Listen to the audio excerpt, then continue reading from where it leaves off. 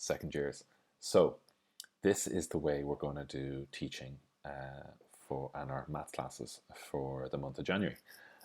Every day or every second day, I'm going to upload a video to YouTube, and all you need to do is watch the video. Sometimes I might give you an extra worksheet that you can do if you want to practice, but if you watch the video and you work along with me in the video, that's brilliant, and we'll be able to come back in February and pick up where we left off. We're starting a new topic. We're moving away from algebra, and we are going to be working on area and perimeter. And we're going to do that because we have to do a CBA in maths in March.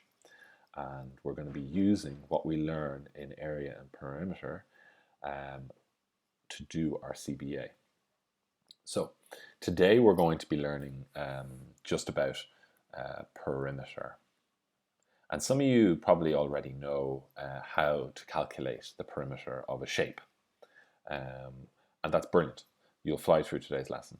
Now, a bit of recommendation, okay? I would say definitely get a pen, stop the video now and go get a pencil or a pen and a piece of paper. This video will probably be about 13 to 14 minutes long, and it will take you maybe about 20 minutes to watch it-ish.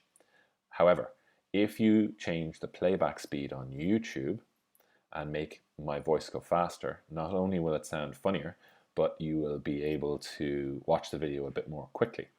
But if you get stuck on something or you don't understand, change the playback speed back to normal and just re-watch it until you understand what we're talking about. So here we have, in this picture here, excuse me, here we have a bunch of shapes, okay? Now, I wonder what shape it is. It is a rectangle. So, it's a rectangle, okay?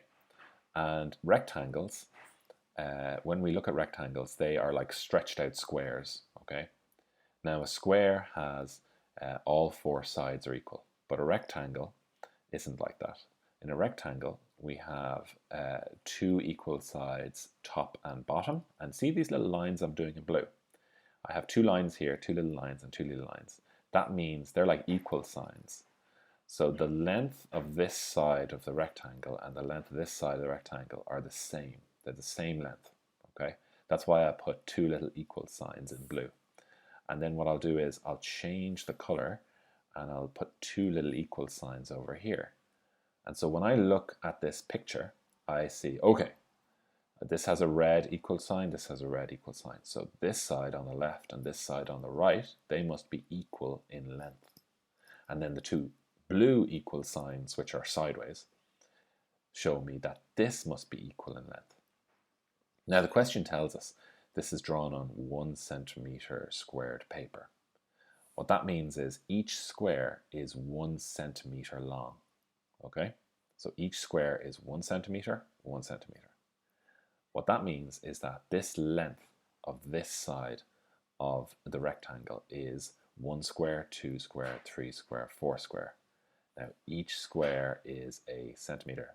So if it's 4 squares, this side must be 4 centimeters.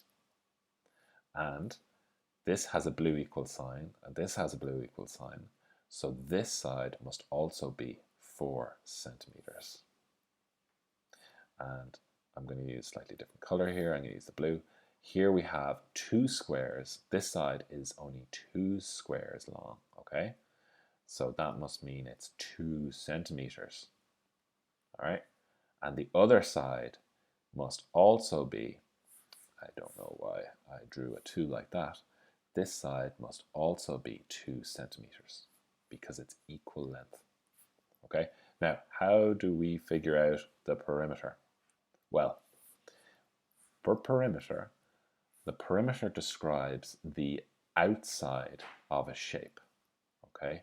The outline of a shape. How long the outside of a shape is, how long the outside of a shape, the outline of a shape is.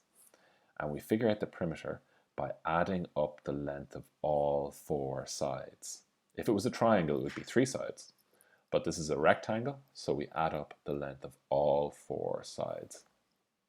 So here we have 2, so it's 2 plus another 2 over here, plus 4 plus another 4. Now, that's all 4 measurements, all 4 sides. So 2 plus 2 is 4, plus 4 is 8, plus 4 is 12. So that's 12, and remember it's centimeters, so it's 12 centimeters. So the perimeter is 12 centimeters. Now, let's have a look at this one here. I'll do this one with you now. I'll change to black.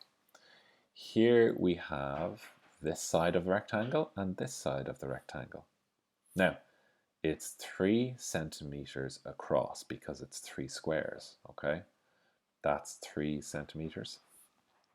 And that's 3 centimeters. 1, 2, 3. 1, 2, 3. 3 centimeters across, 3 centimeters across. Let's change the color. And on this side, this is 1, 2, 3, 4 boxes.